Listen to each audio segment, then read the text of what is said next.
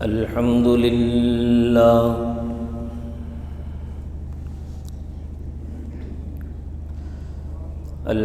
لله وحده، والصلاة والسلام على من لا نبي بعده.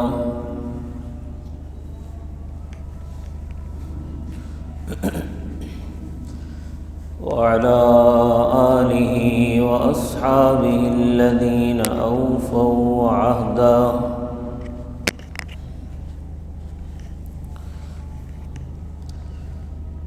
ونشهد أن لا إله إلا الله وحده لا شريك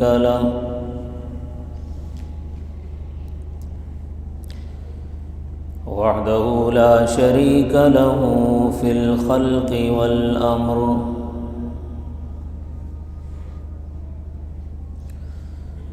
إرغاما لمن جحد به وكفر.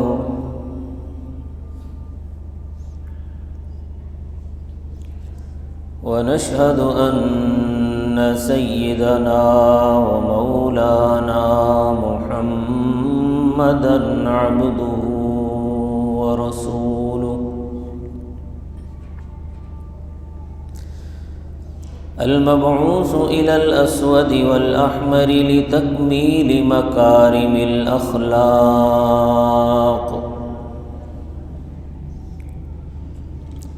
لا يخلق نبي ولا رسول بعده، ولا أمة بعد أمته، ولا شريعة بعد شريعته، ولا كتاب بعد كتابه. صلى الله تعالى عليه وعلى آله وأصحابه الذين هم خلاصة العرب العرباء، وخير الخلائق بعد الأنبياء.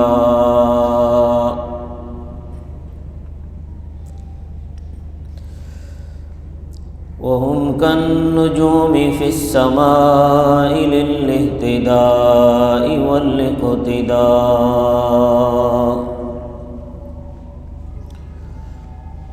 وهم مفاتيح الرحمة ومصابيح الغرر. أعوذ بالله من الشيطان الرجيم. بسم الله الرحمن الرحيم.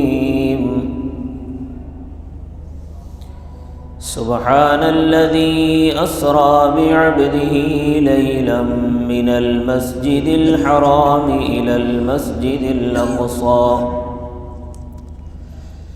الذي باركنا حوله لنريه من آياتنا، إنه هو السميع البصير.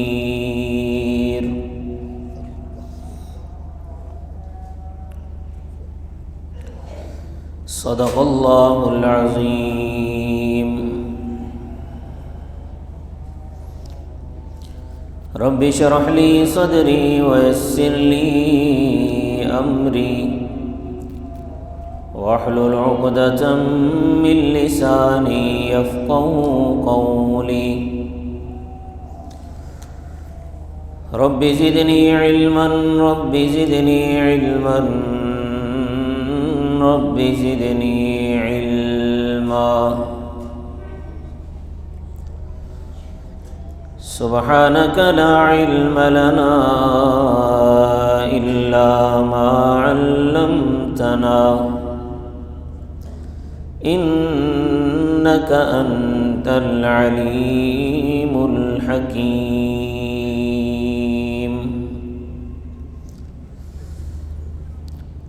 تمام حضرات درود شریف پڑھ. اللهم صل على محمد وعلى آل محمد كما صليت على إبراهيم وعلى آل إبراهيم إنك حميد مجيد. اللهم بارك على محمد وعلى آل محمد كما باركت على إبراهيم وعلى آل إبراهيم إنك حميد مجيد.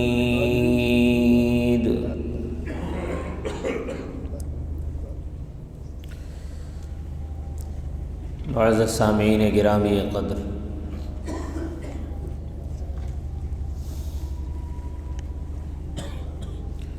رجب المرجب کا مہینہ چل رہا ہے۔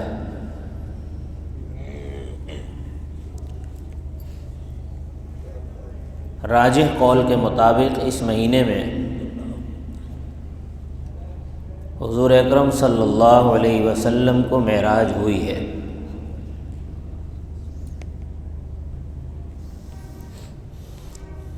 آپ صلی اللہ علیہ وسلم کو جو معراج ہوئی ہے، اس حوالے سے مختلف اقوال ہیں۔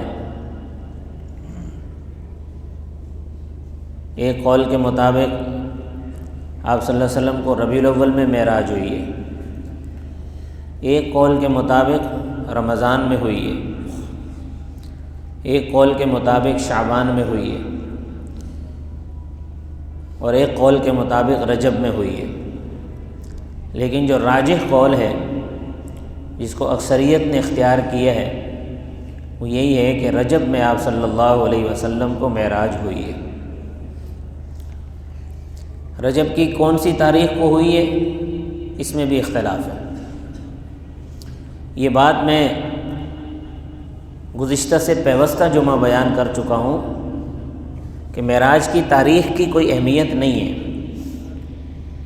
اگر ہوتی تو نبی کریم صلی اللہ علیہ وسلم اسے واضح فرما دیتے۔ البتہ جو معراج ہوئی ہے، اس کی اہمیت ہے۔ ایک بات آپ حضرات پہلے یہ سمجھیں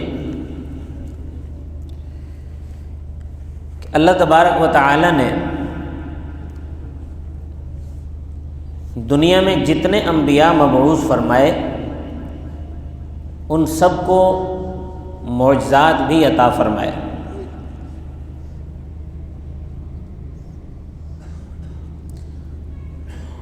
قرآن کریم میں ارشاد باری تعالی ہے، وَلَقَدْ جَاءَتْ رُسُلُنَا إِبْرَاهِيمَ وَلَقَدْ جَاءَتْهُمْ رُسُلُهُمْ بِالْبَيِّنَاتِ،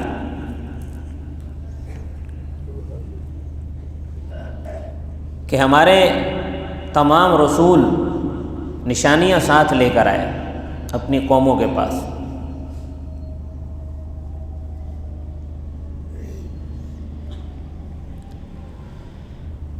نبی کریم صلی اللہ علیہ وسلم نے ارشاد فرمایا کہ اللہ تبارک و تعالی جو بھی نبی بھیجتے تھے تو اس نبی کو ایسی نشانیاں بھی دی جاتی تھیں کہ جن نشانیوں کو دیکھ کر لوگ ایمان لے آئیں۔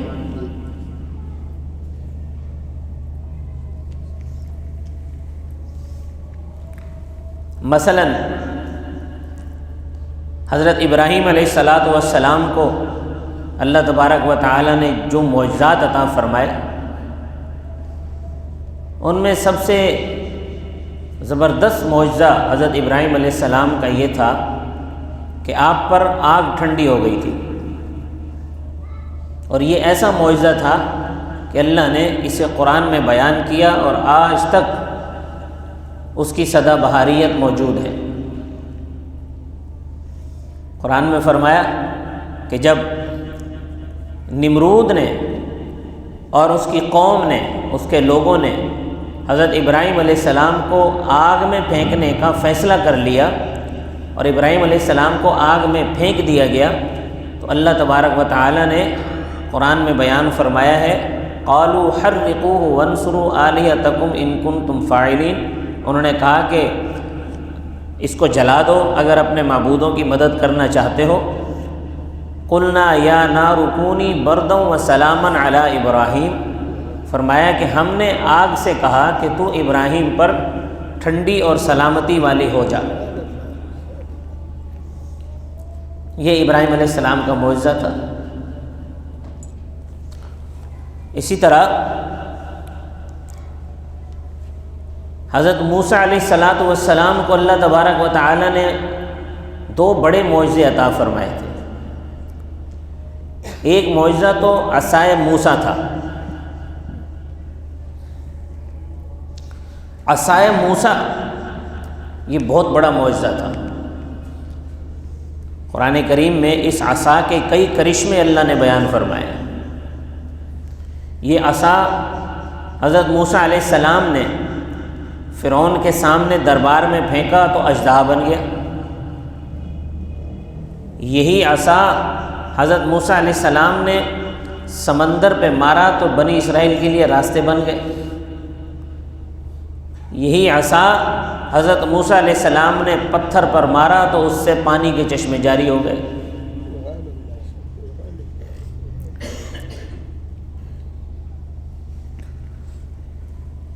دوسرا معجزہ حضرت موسیٰ علیہ السلام کو جو بڑا عطا فرمایا تھا وہ یہ تھا، ید بیضا، آپ اپنا ہاتھ بغل میں دے کر نکالتے تھے تو وہ ایسے روشن اور چمکدار ہوتا تھا جیسے ہمارے ہاں ٹارچ جلتی ہے، جیسے بلب جلتا ہے، ایسا روشن ہوتا تھا۔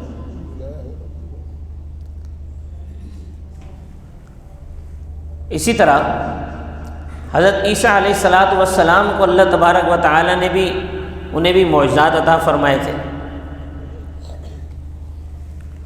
حضرت عیسیٰ علیہ السلام کو اللہ نے یہ معجزے عطا فرمائے کہ وہ اللہ کے حکم سے مردوں کو زندہ کر دیتے تھے۔ حضرت عیسیٰ علیہ السلام نے اپنی زندگی میں 2 ایسے لوگوں کو دوبارہ سے اللہ کے حکم سے زندہ کیا۔ انہوں نے بعد میں شادی بھی کی اور کافی عرصہ زندہ بھی رہے، ان کے بچے بھی ہوئے، اس کے بعد ان کی وفات ہوئی۔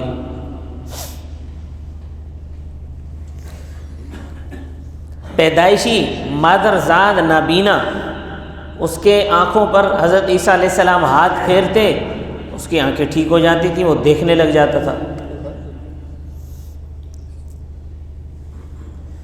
برس کی بیماری کا کوئی مریض حضرت عیسیٰ علیہ السلام کے پاس آتا، حضرت عیسیٰ علیہ السلام اس پر ہاتھ پھیرتے، اس کے لیے دعا کرتے، اس کی بیماری ختم ہو جاتی تھی۔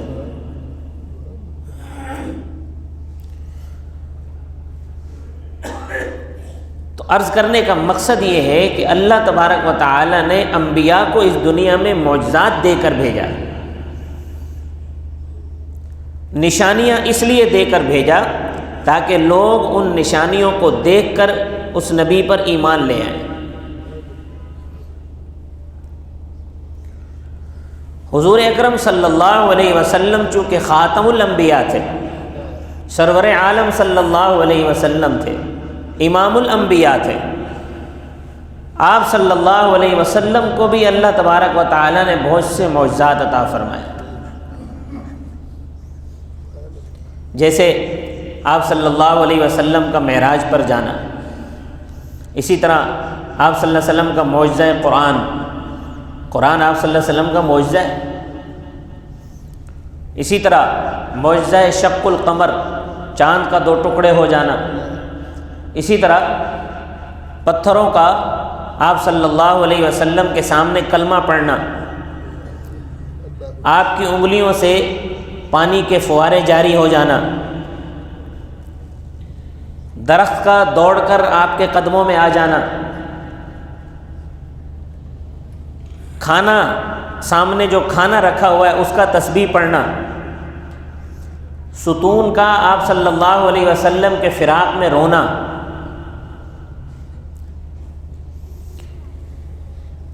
علامہ جلال الدین سیوطی رحمۃ اللہ علیہ نے حضور اکرم صلی اللہ علیہ وسلم کے معجزات پر پوری ایک کتاب لکھ ڈالی ہے، جس میں آپ صلی اللہ علیہ وسلم کے صرف معجزات بیان فرمائے۔ لیکن ان تمام معجزات میں جو عجیب قسم کا معجزہ ہے وہ ہے معراج۔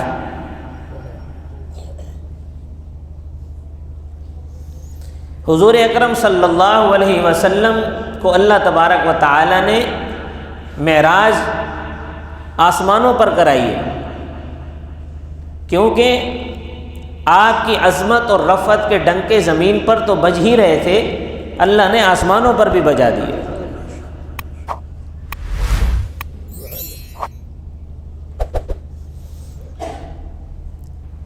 اور اس طرح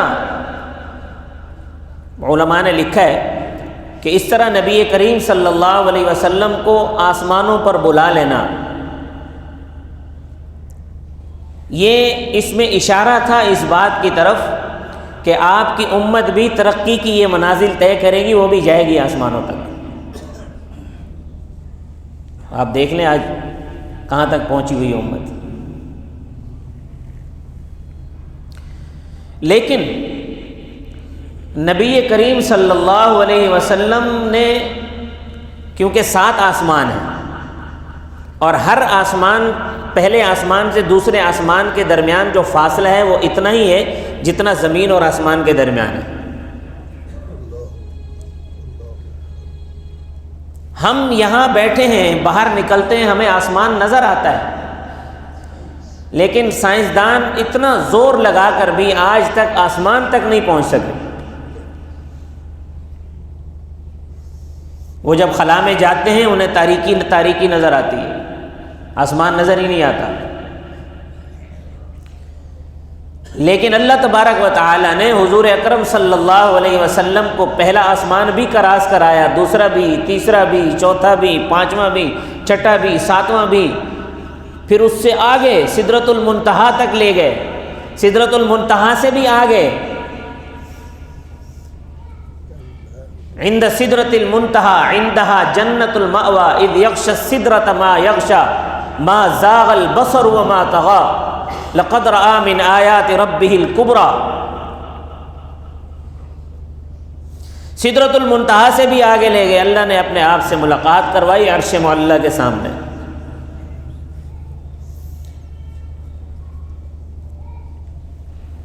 اب سوال یہ پیدا ہوتا ہے کہ نبی کریم صلی اللہ علیہ وسلم نے یہ سفر کس رفتار سے کیا ہوگا، اس کی رفتار کیا ہوگی؟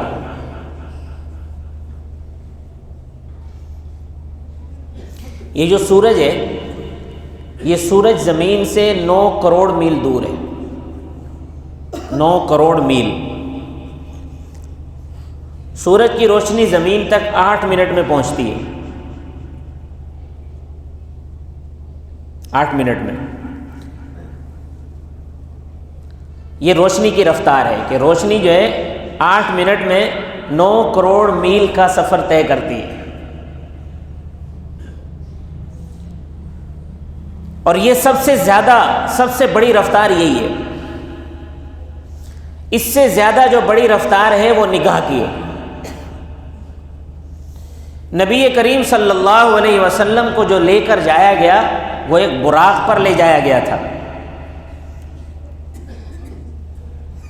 اور احادیث میں آتا ہے کہ وہ براق جہاں اس کی نظر پڑتی تھی وہاں اس کا قدم پڑتا تھا۔ اب اس سواری کی کیا حقیقت تھی یہ اللہ جانتا ہے یا اس کا رسول جانتا ہے۔ آج کے جدید دور میں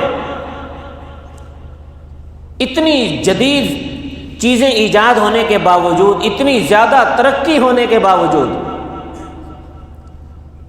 ہم آج تک تیسرے سیارے تک نہیں پہنچ سکے۔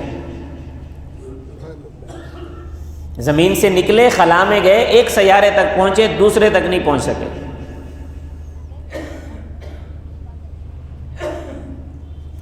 لیکن نبی کریم صلی اللہ علیہ وسلم کو اللہ رات کے تھوڑے سے حصے میں،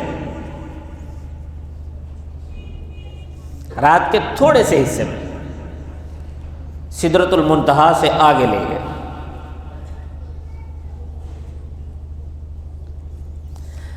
اللہ کی مدد کے بغیر کسی انسان کے بس کی بات ہی نہیں ہے۔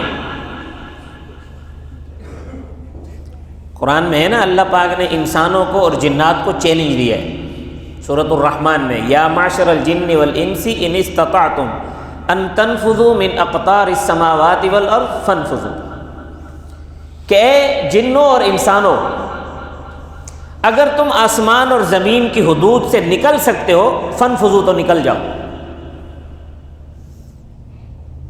لا تنفذون، آگے اللہ نے فرما دیا لا تنفذون، تم نہیں نکل سکتے، الا بسلطان، اگر تمہارے پاس وہ سلطان ہوگا تو نکلو گے۔ یعنی تمہارے اندر وہ طاقت ہوگی، وہ قوت ہوگی تو تم نکل سکتے ہو، ورنہ نہیں نکل سکتے۔ اور وہ طاقت اور قوت وہ اللہ کی طاقت ہے۔ اللہ تبارک و تعالی نے جس کو وہ طاقت دی وہ نکل گئے۔ کس کو دی طاقت؟ حضور اکرم صلی اللہ علیہ وسلم کو اللہ نے وہ سلطان عطا فرمایا۔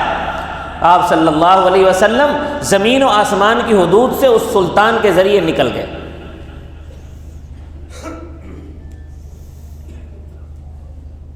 اور کوئی نہیں نکل سکتا۔ تو یہ ایسا سدا بہار معجزہ ہے، کسی کو یقین ہی نہیں آتا تھا، کسی کو یقین تک نہیں آتا تھا کہ ایسا کیسے ممکن ہے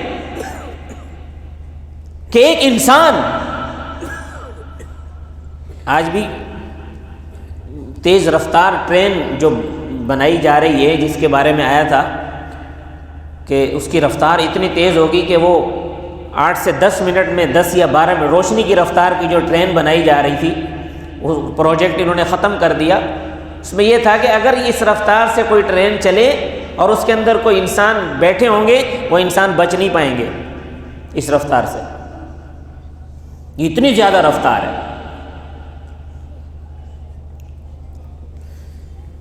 تو اس لیے کسی انسان کو یہ یقین ہی نہیں آتا تھا کہ ایسا کیسے ممکن ہے کہ ایک انسان اتنا بڑا سفر کر جائے، اور وہ بھی رات کے تھوڑے سے حصے میں۔ حضور صلی اللہ علیہ وسلم فرماتے ہیں کہ میں جب معراج سے واپس آیا تو جس وضو سے پانی کیا وہ چل رہا تھا، جس بستر سے مجھے اٹھا کر لے گئے تو وہ بستر گرم تھا، وہ ٹھنڈا نہیں ہوا تھا، اتنے تھوڑے سے حصے میں۔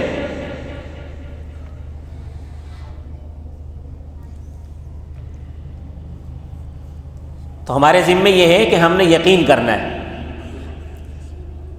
کہ ہاں نبی کریم صلی اللہ علیہ وسلم نے یہ فرما دیا ہے تو بالکل صحیح ہے۔ آپ کی زبان مبارک سے نکلا ہوا کوئی لفظ غلط نہیں ہو سکتا۔ آپ نے فرمایا ہے کہ میں پہلے آسمان پر گیا ہوں، حضرت آدم علیہ السلام سے ملا ہوں، ہم تصدیق کرتے ہیں بالکل ملے۔ آپ نے فرمایا کہ میں دوسرے آسمان پر گیا ہوں، حضرت عیسیٰ و یحییٰ سے ملا ہوں، ہم تصدیق کرتے ہیں۔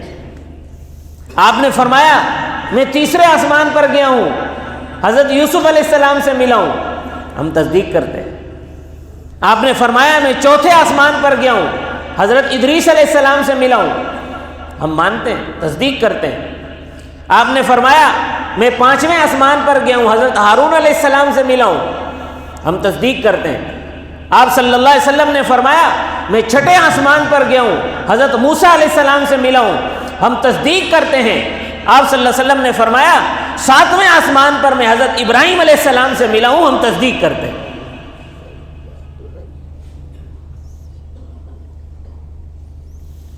لیکن مکہ کے لوگوں کو یقین نہیں آیا۔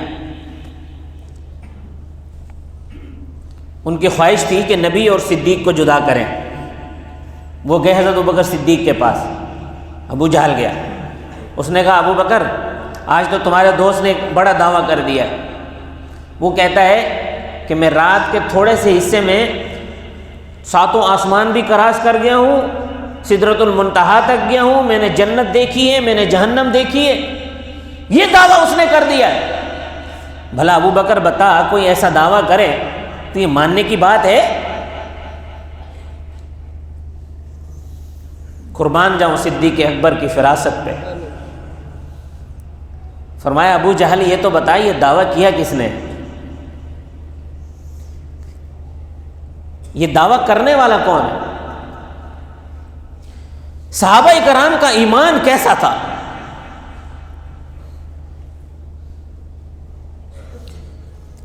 اور پھر صدیق اکبر کا ایمان۔ صدیق اکبر نے کہا ابو جہل یہ دعویٰ کس نے کیا ہے؟ اس نے کہا تیرے دوست نے کیا ہے، محمد نے یہ دعویٰ کیا ہے۔ صدیق اکبر نے کہا کہ ابو جہل تو یہ کہتا ہے کہ میرے نبی نے یہ دعویٰ کیا ہے کہ میں ساتوں آسمان کراس کر گیا ہوں، اللہ سے ملاقات کر کے آیا ہوں، یہ تو بہت معمولی سا دعویٰ ہے، یہ تو معمولی سا دعویٰ ہے، اگر اس سے بڑا دعویٰ بھی کرتے تو میں صدیق اس کی تصدیق کر دیتا۔ بالکل سچ کہا ہے، میرے نبی نے کہا ہے، جو کہا ہے بالکل سچ کہا ہے۔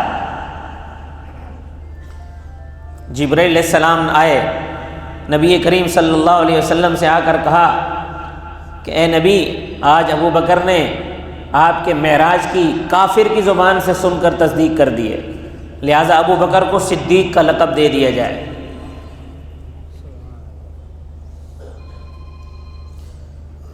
اسے کہتے ہیں ایمان بالغیب۔ نبی کریم صلی اللہ علیہ وسلم کا جو یہ معجزہ معراج ہے، اس نے صحابہ کے ایمان کو اور زیادہ پختہ کر دیا، اور زیادہ مضبوط کر دیا۔ صدیق اکبر دوڑے دوڑے آئے، یا رسول اللہ، سنا ہے آپ کو معراج ہوئی ہے، مبارک ہو آپ کو۔ نبی کریم صلی اللہ علیہ وسلم نے فرمایا، ہاں ابو بکر، مجھے معراج ہوئی ہے، اللہ سے ملاقات کر کے آیا ہوں آج۔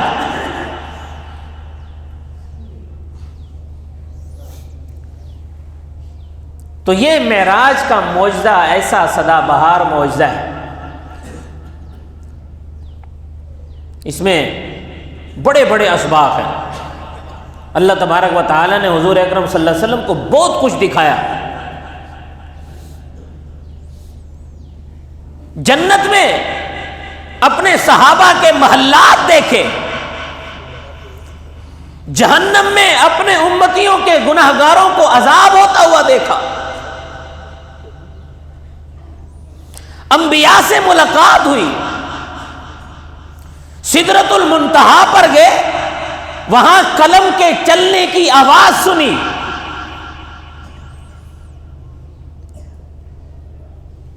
یہ وہ مقام تھا جہاں جبرائیل علیہ السلام نے کہا کہ اللہ کے رسول، یہاں سے آگے جانے کی مجھے اجازت نہیں ہے، یہاں سے آگے آپ اکیلے تشریف لے جائیں۔ حضور اکرم صلی اللہ علیہ وسلم اکیلے آگے تشریف لے گئے۔ دیکھیں، اللہ سے ملاقات، اللہ تبارک و تعالی نے اپنا دیدار حضور اکرم صلی اللہ علیہ وسلم کو دنیا کی زندگی میں کروایا ہے۔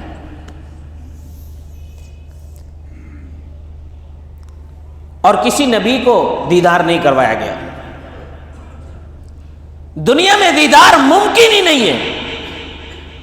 آخرت میں جنتیوں کو روزانہ ہوگا دیدار اللہ کا، جنتی روزانہ اللہ کا دیدار کریں گے۔ حضور اکرم صلی اللہ علیہ وسلم کو اللہ نے دنیا میں دیدار کروایا، بلا کر۔ جب بندہ جاتا ہے نا مہمان، تو مہمان تحفہ لے کر جاتا ہے میزبان کے لیے۔ اللہ تبارک و تعالی نے پوچھا کہ میرے محبوب میرے لیے کیا لائے ہو؟ حضور نے عرض کی، یا اللہ، تو تمام چیزوں سے پاک ہے، تجھے کس چیز کی ضرورت ہے؟ میں کیا لاؤں گا آپ کے لیے؟ اللہ نے کہا ہوگا کہ محبوب کچھ تو لاتے، اتنی دور سے آئے ہو، زمین سے یہاں عرش معلیٰ پہ پہنچے ہو، تو کچھ تو لائے ہوگے۔ محبوب نے ناز میں عرض کیا، اللہ، عاجزی لایا ہوں۔ یا اللہ، میں وہ چیز لے کر آیا ہوں جو تیرے پاس نہیں ہے۔ اللہ کے پاس کیا نہیں ہے؟ اللہ کے پاس عاجزی نہیں ہے، اللہ عاجز نہیں ہوتا۔ عاجزی کیا پیش کی؟ فرمایا، یا اللہ، التحیات للہ والصلوات والطیبات، کہ یا اللہ، میری زبانی عبادتیں تیرے لیے ہیں، میری بدنی عبادتیں تیرے لیے ہیں، میری مالی عبادتیں بھی تیرے لیے ہیں۔ زبان سے جو بولوں گا تیری رضا کے لیے بولوں گا، بدن سے جو اعمال کروں گا تیری رضا کے لیے کروں گا، مال بھی خرچ کروں گا تو تیری رضا کے لیے کروں گا۔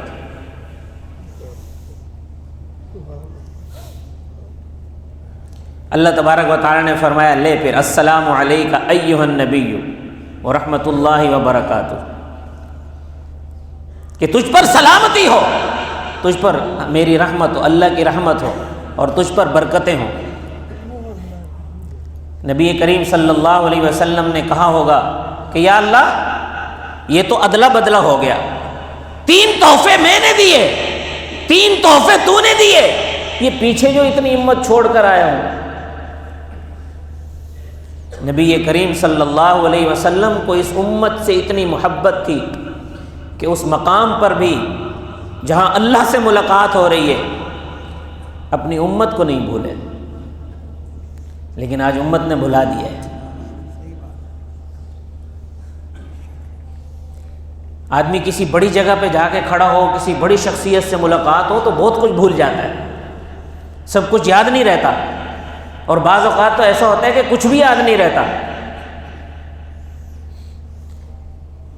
لیکن نبی کریم صلی اللہ علیہ وسلم نے امت کو یاد رکھا، فرمایا یا اللہ یہ تو ہمارا آپس کا ہو گیا، تو جو امت پیچھے چھوڑ کر آیا ہوں اس کا کیا ہے، اس کے لیے بھی کچھ عطا کیجئے۔ اللہ نے فرمایا السلام علینا وعلی عباد اللہ الصالحین، تم پر بھی تیری امت کے جو صالح لوگ ہیں ان پر بھی میری رحمتیں ہوں، سلامتی ہو، اور جا میرا نبی تیری امت کے لیے 3 تحفے دے رہا ہوں، یہ لے جا کر اپنی امت کو دے دینا۔ 50 نمازیں فرض کر رہا، سورۃ البقرہ کی آخری آیتیں دے رہا ہوں،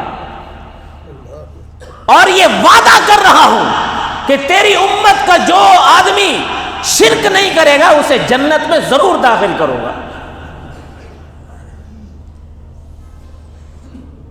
جو مشرک نہیں ہوگا اسے جنت میں داخلہ ضرور ملے گا، وہ اللہ کی مرضی ہے، اللہ پہلے حلے میں معاف کر دے یا چھترول کر کے جنت میں بھیجے، وہ اللہ کی مرضی ہے۔ اگر مومن آدمی جس نے شرک نہیں کیا گناہ گار ہے، خطا کار ہے، خطائیں ہو جاتی ہیں، گناہ ہو جاتے ہیں، تو اس کا بہترین طریقہ یہ ہے کہ روزانہ توبہ کرے، روزانہ معافی مانگے، روزانہ کے گناہ روزانہ بخشوائیں۔ تو جو مشرک نہیں ہوگا وہ جنت میں ضرور جائے گا، اپنے گناہوں کی سزا بھگت کر جہنم میں کچھ عرصے کے لیے ڈالا جائے گا۔ بے نمازی ہے، مومن ہے، بے نمازی ہے، یہ گناہ ہے، نماز نہ پڑھنا گناہ ہے، گناہ کبیرہ ہے۔ مومن ہے، کسی گناہ میں مبتلا ہے، نہیں چھوٹتا، نہیں چھوڑ رہا، یہ چھوٹتا نہیں ہے، تو ان گناہوں کی سزا بھگتنی پڑے گی، لیکن آخر کار جنت ملے گی۔ یہ 3 تحفے اللہ نے امت کے لیے دے دیے۔ بار بار حضرت موسیٰ علیہ السلام کے کہنے پر بار بار واپس آئے گئے، 50 کے بجائے 5 نمازیں رہ گئیں۔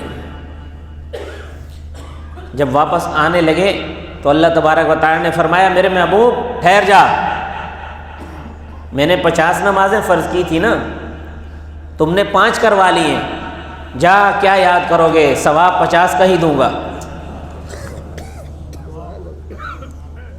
فجر کی نماز پڑھو گے 10 نمازوں کا ثواب دوں گا،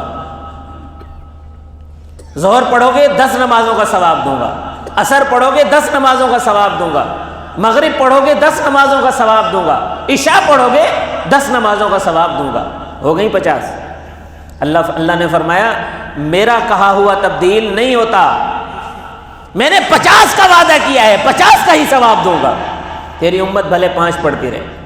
آج ذرا ہم اپنے گریبان میں جھانک کر دیکھیں کہ ہم 5 بھی پڑھتے ہیں، ہم سے تو 5 نمازیں نہیں پڑھی جاتی۔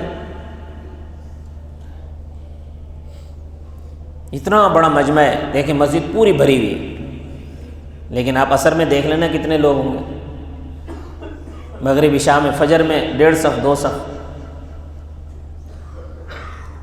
حضور اکرم صلی اللہ علیہ وسلم کو اللہ نے آسمان پر بلا کر نماز کا تحفہ عطا فرمایا ہے، اور نبی کریم صلی اللہ علیہ وسلم نے فرمایا کہ یہ معراج کا دروازہ میری امت کے لیے بھی کھلا ہوا ہے، اگر میری امت بھی اللہ سے ملاقات کرنا چاہتی ہے تو اسے چاہیے کہ نماز پڑھے۔ حضور صلی اللہ علیہ وسلم الصلاۃ معراج المؤمنین، نماز مومن کی معراج ہے۔ تو معراج پر جانا چاہتے ہیں کہ نہیں جاتے سب؟ اللہ سے ملاقات کی خواہش تو ہر مسلمان کے دل میں ہے، تو اگر اللہ سے ملاقات دنیا میں کرنا چاہتے ہیں تو نماز پڑھیں۔ اللہ تبارک و تعالی مجھے اور آپ کو عمل کی توفیق عطا فرمائے۔ وما علینا الا البلاغ المبین۔